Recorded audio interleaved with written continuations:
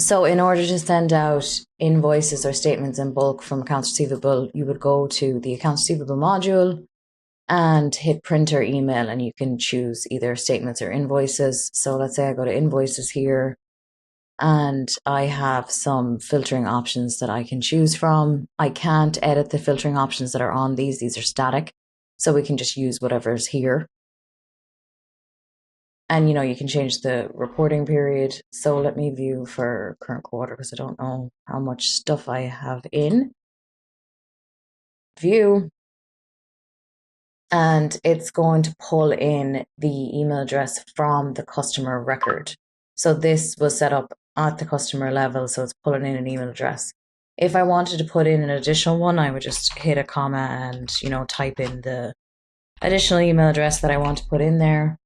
And, you can CC or BCC as well. You can hit at the top if you want to select all for email. And then these are going to come from my email address. So they're being sent from me because I am logged in. I'm the user logged in that's sending it. But you can default that to always come from, let's say, an accounts receivable email address if you want. To do that, you would go to accounts receivable, setup, configuration.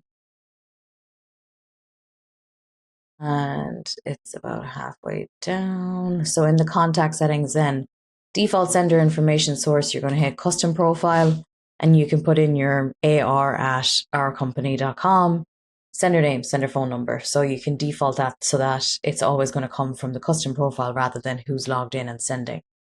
So it's going to be the same then for your statements. You have the option on the statements to say whether you want it to be open item or balance forward, but that's something that's defaulted from the configuration as well. So that's sending out emails in bulk for statements and invoices through AR.